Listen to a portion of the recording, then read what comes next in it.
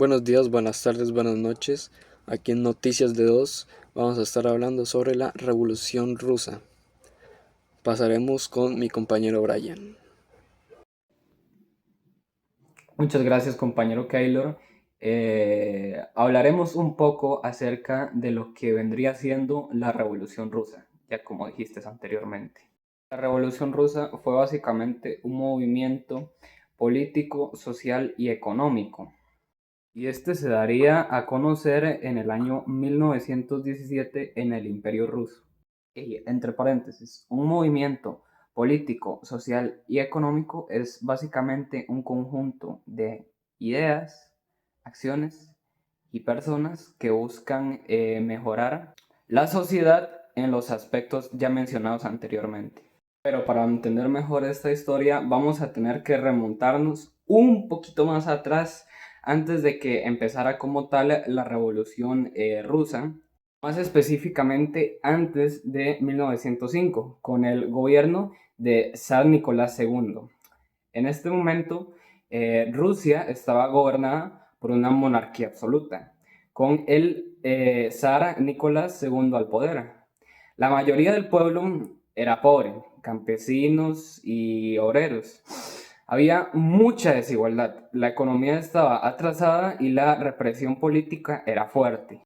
Luego de esto, el 22 de enero de 1905 se daría a conocer lo que sería el Domingo Sangriento, que era básicamente una marcha pacífica de obreros que pedían mejores condiciones. Esta fue reprimida violentamente por el ejército.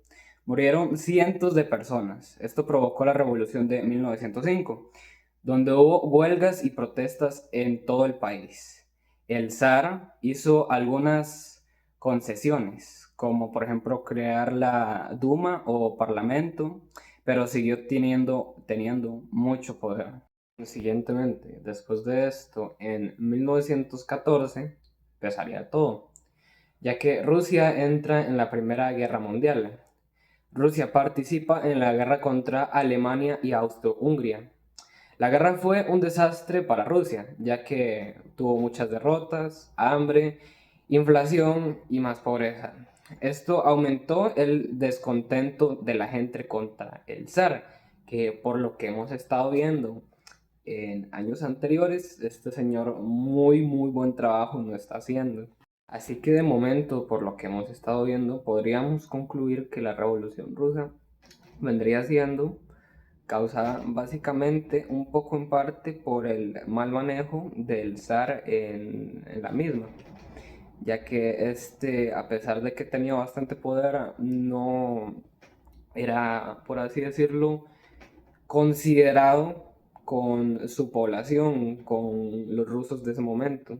Y todo esto daría lugar a la Revolución de Febrero, que ojo, fue en marzo de 1907 según el calendario occidental. Algunas de las cosas que pasaron en la Revolución de Febrero fueron que hubo grandes protestas en Petrogrado, hoy conocido como Petersburgo, huelgas y motines de soldados, aparte de las protestas. El zar Nicolás II abdica, o sea que renuncia al trono. Luego se forma un gobierno provisional dirigido por Alexander Kerensky. Pero digamos que este gobierno sigue en la guerra y pues esto no mejora la situación del pueblo.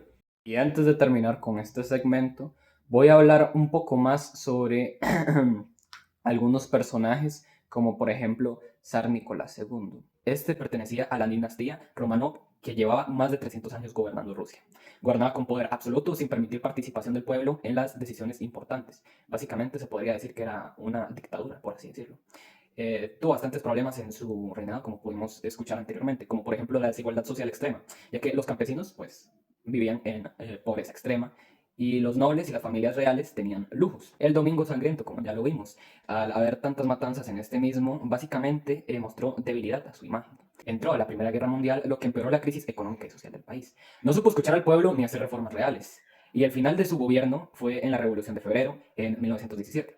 Este mismo fue arrestado con su familia. En 1918, durante la Guerra Civil Rusa, fue ejecutado junto a su esposa e hijos por los bolcheviques en Ekaterimburgo. Otro personaje icónico del cual hablaremos más profundamente fue Alexander Kerensky. Este era un político socialista moderado, abogado de profesión. Era miembro del Partido Socialista Revolucionario. Participó en la Duna. Este mismo fue una figura clave en el gobierno provisional después de la abdicación del zar, como ya vimos anteriormente. Este buscó establecer una democracia parlamentaria en Rusia, lo que básicamente mejoraría el gobierno anterior que fue dominado por el otro señor. Y esto sería un poco de la historia de estos dos personajes que fueron muy importantes en esta etapa de la Revolución Rusa. Mucho gusto, Keylor. Seguimos contigo. Muchas gracias, mi compañero Brian.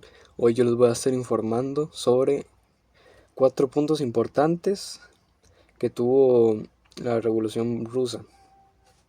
El primero es el regreso de Lenin y los bolcheviques. Primero que todo, ¿quién es Lenin y los bolcheviques? Bueno, él fue el principal dirigente bolchevique de la Revolución de Octubre de 1917. Y los bolcheviques era una fracción dentro del Partido Político Obrero Social Democrático de Rusia. Bueno, el regreso de Lenin y los bolcheviques a Rusia en 1917 fue el momento clave de la Revolución Rusa.